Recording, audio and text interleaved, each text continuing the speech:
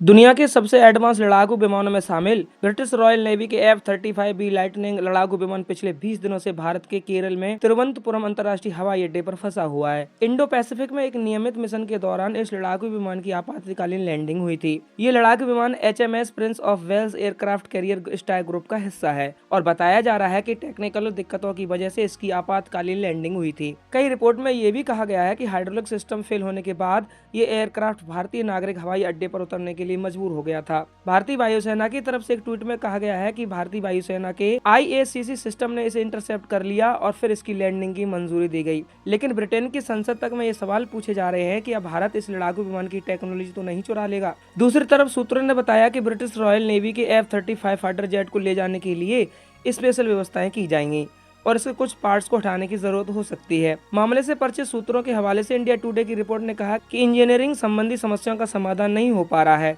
खराबी को ठीक करने की कोशिश के बावजूद लड़ाकू विमान उड़ने की स्थिति में नहीं पहुंच पाया। सूत्रों ने संकेत दिया है कि साइट पर तैनाती तकनीक टीमें पूरी कार्यक्षमता बहाल करने में असमर्थ है, जिसकी वजह से यूनाइटेड किंगडम को विमान की वापसी के लिए वैकल्पिक योजनाओं पर विचार करना पड़ रहा है। अब संभावना है कि 5वीं पीढ़ी के लड़ाकू विमान को सैन्य कार्गो विमान से एयरलिफ्ट कर यूनाइटेड किंगडम वापस ले जाने पर विचार चल रहा है। F-35B की केरल में ग्राउंडिंग ने ब्रिटेन की संसद में हलचल मचा दी है। सांसदों ने सरकार से पूछा है कि क्या विमान की संवेदनशील तकनीक जैसे कि इसकी स्टील कोटिंग, सेंटर सूट और डेटा सिस्टम सुरक्षित हैं। ब्रिटिश रक्षा मंत्रालय ने आश्वस्त किया है कि विमान पूरी तरह से रॉयल नेवी एयरफोर्स की निगरानी में है और 24 घंटे सुरक्षा में रखा गया है। डिफेंस एक्सपर्ट का कहना है कि भारत ने काफी आसानी से F-35 को इंटरसेप्ट कर लिया, जिससे ब्रिटेन और अमेरिका भी डर गए हैं।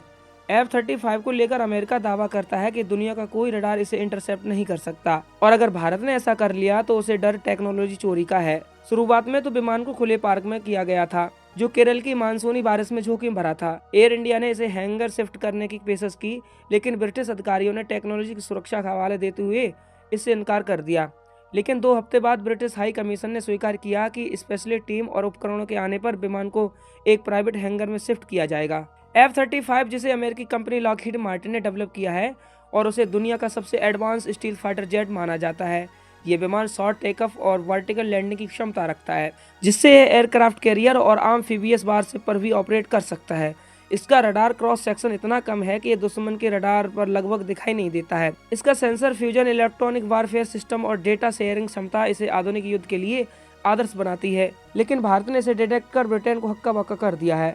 इस विमान की कीमत $110 मिलियन यानी तकरीबन 913 करोड़ भारतीय रुपए है। इसके अलावा ब्रिटेन में कहा जा रहा है कि सरकार के प्रेशर की वजह से मीडिया चैनलों पर इसकी कवरेज नहीं हो पा रही है। एविएशन एक्सपर्ट गाय ग्रेटेन ने एक भारतीय न्यूज चैनल पर ब्रिटिश की चुप्पी को शर्मनाक बताया है। दूसरी तरफ भारत ने तिरुवनंतपुरम को इमरजेंसी रिकवरी एयरफील्ड घोषित किया हुआ है और इस घटनाक्रम में उसे ब्रिटेन पक्ष को भरपूर सहायता दी है। हालांकि भारत नाटो का हिस्सा नहीं है, फिर भी दोनों देशों के बीच रक्षा सहयोग लगातार बढ़ रहा है। पहले भी 2016 में अमेरिका का F-22 कनाडा में फंसा था, लेकिन वह नाटो देश था। भारत जैसे गैर नाटो देश में F-35 का फंसने की घटना को ब्रिटेन के और नाटो के एक्सपर्ट काफी ज्यादा संवेदनशील बता रहे हैं। यदि F-35 की मरम्मत नहीं हो पा रही है तो संभावना है कि इस फाइटर जेट को भारी भरकम सैन्य ट्रांसपोर्ट विमान जैसे कि C-70 ग्लो मास्टर से एयरलिफ्ट करके वापस उसके एयरक्राफ्ट कैरियर पर ब्रिटेन ले जाया जाएगा। यह प्रक्रिया न सिर्फ महंगी है बल्कि टेक्नोलॉजी के हिसाब से काफी ज्यादा मुश्किल है। 2020 में एक अमेरिकी C-70 बांग्लादेश में फंस गया था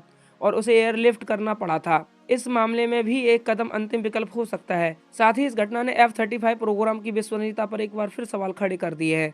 अमेरिका रक्षा विभाग की रिपोर्ट के मुताबिक F-35 mean time between failure दर की उम्मीद कम है और इसके रखरखाव में काफी समय और पैसे लगते हैं। भारत ने इसे डिटेक्ट कर अमेरिका के उस घमंड को तोड़ दिया है जिसमें इस विमान को विजेता बताया जाता है।